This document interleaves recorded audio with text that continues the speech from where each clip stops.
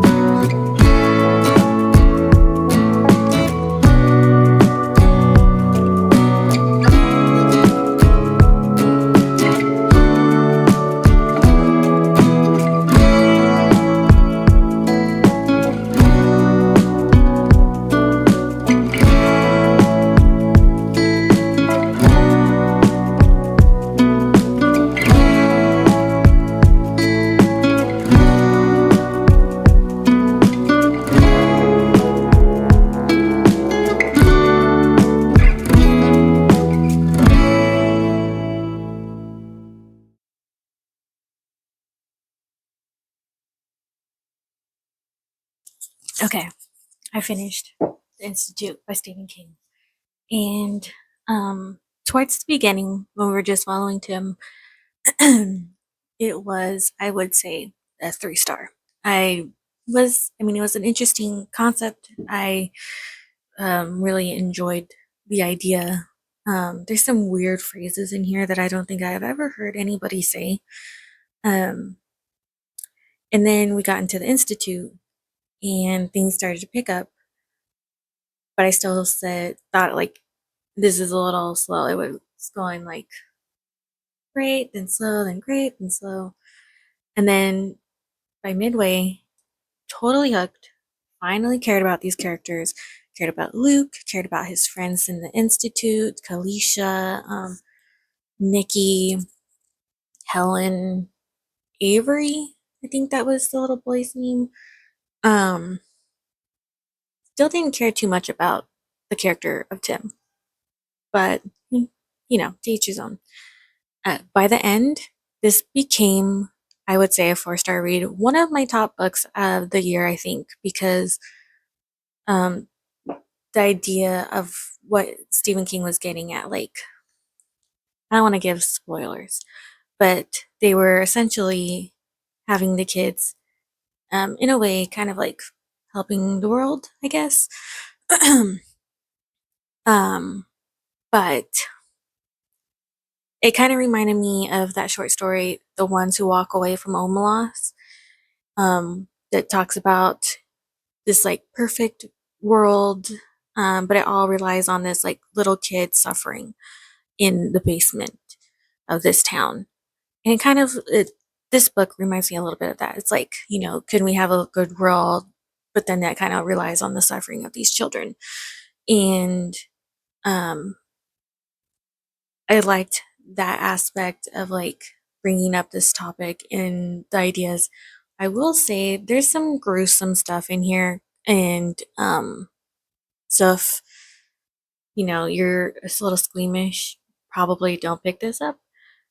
But I mean, it's also Stephen King, so it's going to be a little gruesome. Lots of language, lots of language. But I do think it's probably one of my more favorites of the year, which is shocking for a 4-star. But I did really enjoy this by the end. So, on to my next book. It's another Stephen King because I had heard this book takes place in 2025, and I did not know that. I thought it took place in the far future, but I guess the point when he wrote this book, 2025, was the far future. But Running Man by Stephen King. I didn't know he wrote dystopian, but I'm really excited to try out this book. And it's pretty small, so I don't think it's going to take me too long to get through. And then after I'm done, I'm going to check out the movie. So, see you later.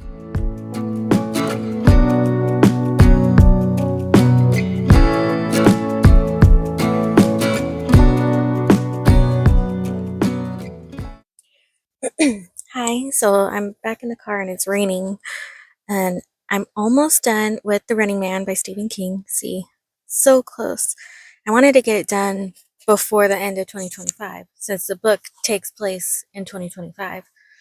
I keep thinking about how he wrote this back in 1982 and it's dystopian, and it's crazy that, when he wrote this, what's my present time, our present time, um, was so far away that a dystopian world going on in the year of 2025 was plausible.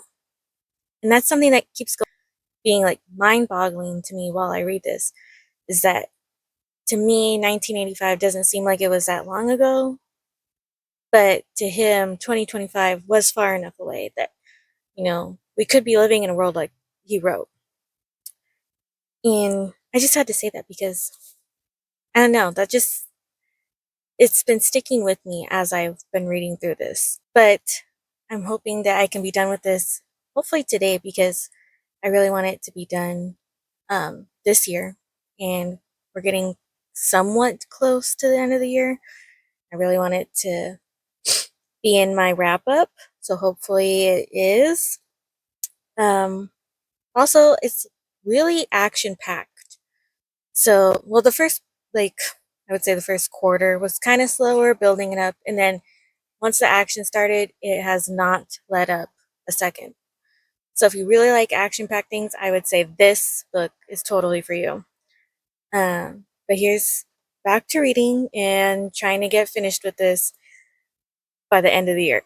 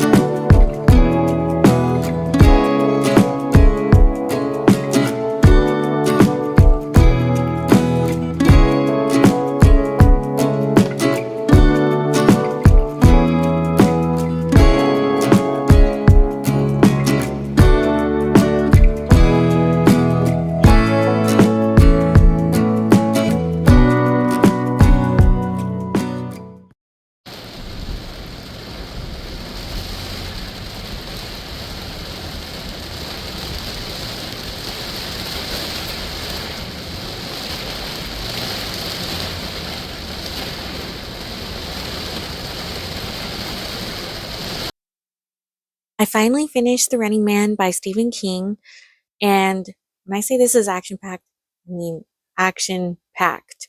And that ending was pretty intense, kind of gruesome. Makes me wonder if they kept that in the movie. But after finishing this, I'm super excited to check out the movie.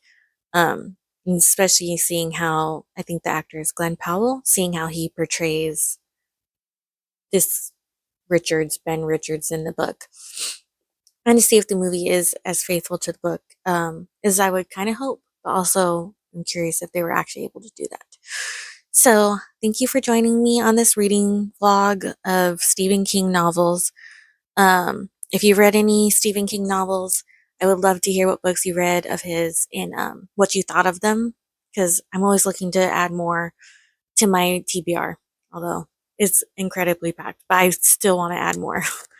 um, so thank you for joining me on this.